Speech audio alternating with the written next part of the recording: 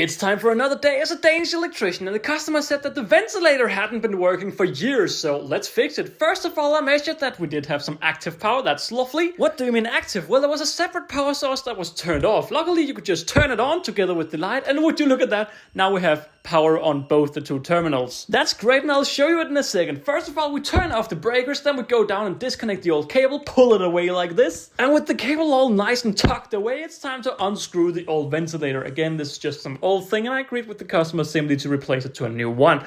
With everything gone, it's time to look at the new one. And this new one here has an inbuilt humidity sensor, meaning when the power is constant, it'll just turn on and off when there's enough or not enough humidity. Yeah, clearly the other way around. We need it to only be turned on when there's too much humidity, of course. But as you can see with this little schematic here, you can also turn it on via a plug or a switch. That's lovely because if you have had a little poop, well, yeah, you can turn it on via a switch. As you can see, I had to cut a little bit of the sealing away to match with the cables, but would you look at that? The cables are now all mounted. With the power turned back on, we can see the red light is flashing because, well, it's turned on due to high humidity, but there wasn't high humidity. So what do? Well, luckily we can program it so it's only turned on from 2 to 30 minutes after the switch is turned on and off, and we can also decide when there's too much humidity and when it turns on. With everything all done and dusted, it was time to close off, and oh boy, I think I need to clean up a little bit right here. And as I cleaned up, I realized that I hadn't put the little, I don't know, screwdriver back up at the ventilator, so it was down with the lid again. Put the screwdriver up here, and customer done. Is what I wanted to say, but I also gave them a little RCD test because, well, we had quite an old RCD here,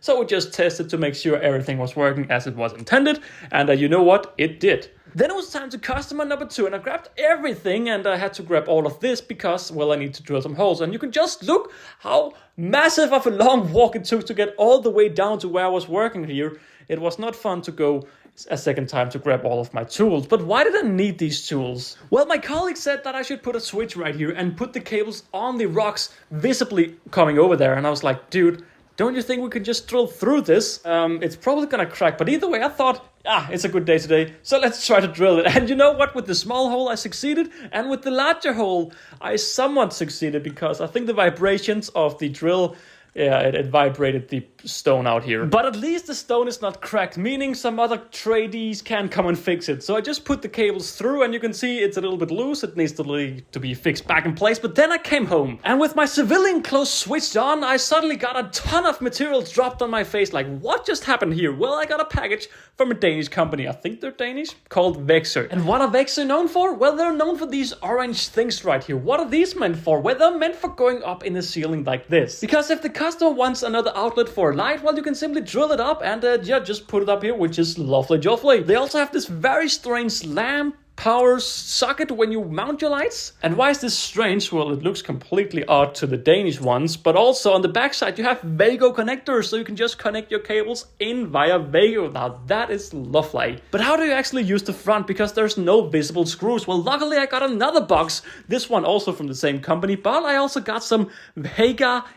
How do you say this in English? But I also got some stuff from Haga. And they had some very good packaging, but luckily I got all of the screwdrivers out right here. And one of the flat heads come in here, like you're shown here in this little picture, and you simply just take it in here and then you push, and it opens a little door where you then put in your cable for your light fixture. Then you just let go, and there you go, it's all fixed in place. Now I also got this little cool pen, and I didn't know what to write, so I simply just wrote my name. And what's cool is you can just replace the little black thing inside once it runs out. And one of the common issues electricians has is they can't reach in like little small tight spaces. So I also got this cool little tool here. And when you pull the back out, well, you get attachments like all of these small cute bits. And then you simply just put the back on once again, and you can insert your bit in the front, and then you have a functional mini screwdriver. How cool is this? I see a lot of cool opportunities for this baby here. I also got this cool little bad boy here to show if there's power in the cable or not. Now this is not completely trustworthy, but it's a good indicator, but I wouldn't trust this with my life. But a very cool package here from Vexer.